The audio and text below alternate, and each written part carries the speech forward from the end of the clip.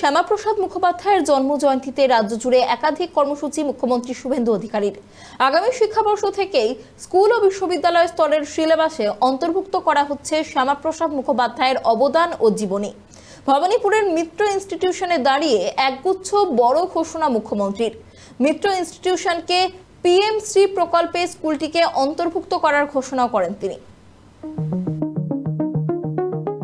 ভারত কেশরী শ্যামাপ্রসাদ মুখোপাধ্যায়ের ১২৫তম জন্মজয়ন্তীকে স্মরণীয় করে রাখতে রাজ্য জুড়ে দিনভর একাধিক অনুষ্ঠানের আয়োজন। সোমবার সকালে শ্যামাপ্রসাদ স্মরণে প্রথমে রেড রোডে উপস্থিত হন মুখ্যমন্ত্রী শুভেন্দু অধিকারী। সেখান থেকে মুরলীধর সেন লেন হয়ে মুখ্যমন্ত্রী সোজা পৌঁছে যান ভবানীপুরে ঐতিহ্যবাহী মিত্র ইনস্টিটিউশনে। সেখানে ১৯০৬ থেকে ১৯১৭ সাল পর্যন্ত পড়াশোনা করেছিলেন শ্যামাপ্রসাদ মুখোপাধ্যায়। মিত্র ইনস্টিটিউশনের মঞ্চ দাঁড়িয়েই রাজ্যের শিক্ষা ব্যবস্থায় ঐতিহাসিক বদলের ঘোষণা মুখ্যমন্ত্রীর। তিনি জানান, বাম এবং তৃণমূল জামানায় শ্যামাপ্রসাদ মুখোপাধ্যায়ের অবদানকে আড়াল করার চেষ্টা হলেও এই সরকার তার স্বপ্ন পূরণ করবে। আগামী শিক্ষাবর্ষ থেকে স্কুল থেকে শুরু করে বিশ্ববিদ্যালয় স্তর পর্যন্ত সিলেবাসে অন্তর্ভুক্ত হতে চলেছে ভারত কেশরীর জীবন এবং কর্মকাণ্ড।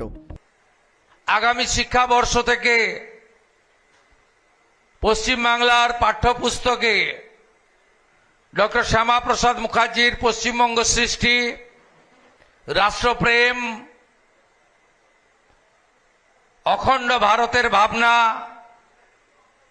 বিশেষ করে আমাদের এই পশ্চিমবঙ্গ ভূমিকে ভারত মাতার চরণে আশ্রয় নেওয়ার যে সুযোগ করে দিয়েছিলেন, আমাদের বর্তমান এবং আগামী প্রজন্মকে বিদ্যালয়ের সিলেবাস ব্যবস্থা থেকে ইউনিভার্সিটি পর্যন্ত মুদ্রিত, পঠিত এবং চর্চিত এই তিনটি বিষয় হওয়া উচিত বলে আমি মনে করি।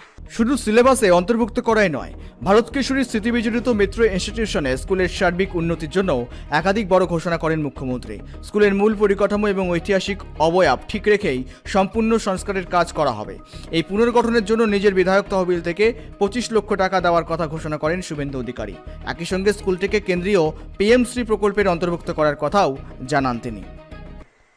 এই বিদ্যালয়টাকে আমরা রক্ষা করতে চাই এবং তার যে নির্মাণ অবয়ব আছে তার পরিবর্তন না করে আমি এখানে বিদ্যালয় শিক্ষামন্ত্রীকে অনুরোধ করেছি পিএম শ্রীতে যাতে এটি অন্তর্ভুক্ত হয়।